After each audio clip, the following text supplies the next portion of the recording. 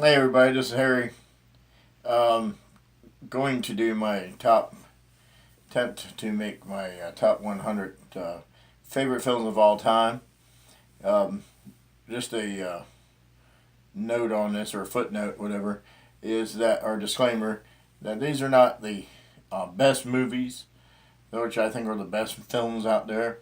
These are my personal favorites, ones that I've rewatched a few times over and over, and I wouldn't have a problem watching them again. So you can comment and whatever, and thinking, "What are you, crazy fool?" But these are my personal favorites. These are mine. So I'm going to get started here from 100 to 75, and I'm going to start off with The Searchers, John Wayne picture. Um, John Ford directed one of the best films that Wayne ever made. Probably the best film to me, in my opinion. It came out in 1956. Also has Ward Bond in it. Love Ward Bond. If I see Ward Bond in any movie, it's a hit. Even if it's a stinker, it's a favorite. It's a hit for me. Number 99, Chaplin.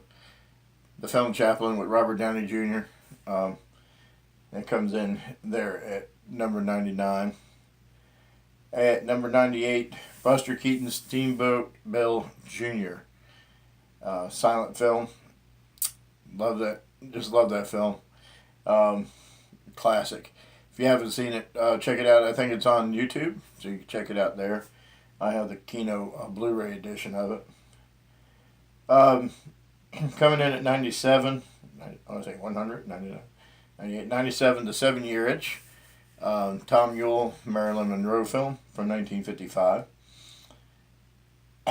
Um, at 95, at number 95, Willy Wonka and the Chocolate Factory, Gene Wilder, Frank Albertson, classic 70s musical film.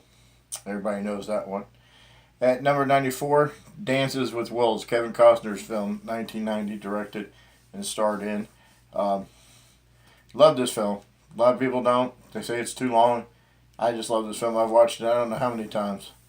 Just fell in love with it. And it's amazing how that Kevin Costner lives out in the West and keeps his hair feathered. I think that's amazing. At number 93, The Beatles' Help, 1965 film starring the Beatles, of course. Leo McKern, Victor Spinetti, their take on spy films from that era. Ringo with a ring that he needs to be sacrificed for. 1965 color film. At 92, we have Charlie Chaplin's The Kid.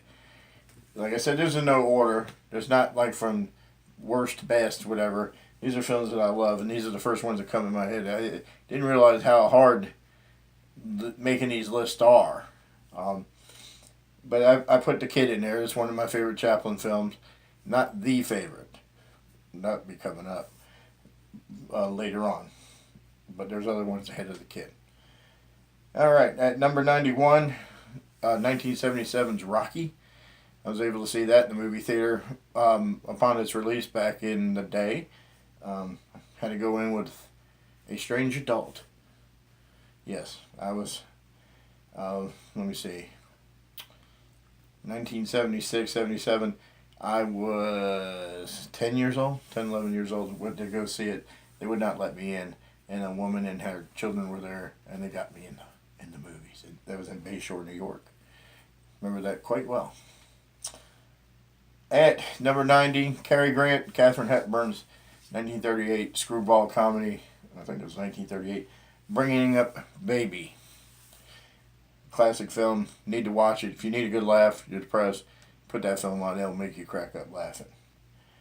All right. At number 89, Guess Who's Coming to Dinner, 1967 film.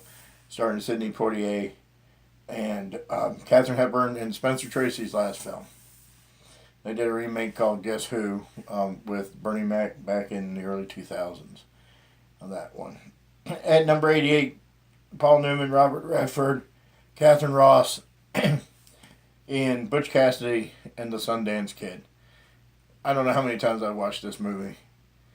I've watched it, I don't know, 20, 25, 30 times, and it never gets old for me. Never hit your mother in the head with a shovel because it leaves a dull impression on her mind. And I'm probably going to get this screwed up here. Number 86, 42, the film 42. The movie about Jackie Robinson. Harrison Ford plays in it. And let me click on my letterbox here. Who else? Can't think of his name. Chadwick Boseman. His name had slipped me there for a second. Playing great. Playing Jackie Robinson. Really great.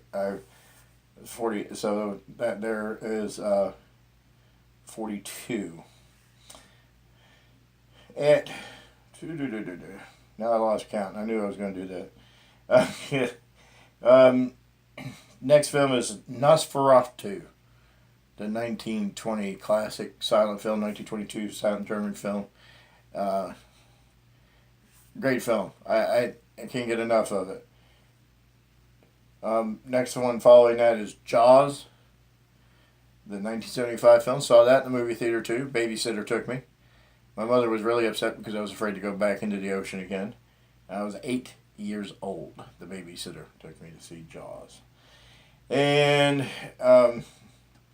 after that, at 81, The Breakfast Club. Everybody knows that 1985 film starring Judd Nelson, Molly Ringwald, Emilio Estevez, Michael Anthony Hall, and Ali Sheedy. Classic 1985 John Hughes film. At number 80, yeah, I think I totally screwed this up here. But number 80, Gangs of New York. That is a Martin Scorsese film starring Leonardo DiCaprio in the film, and also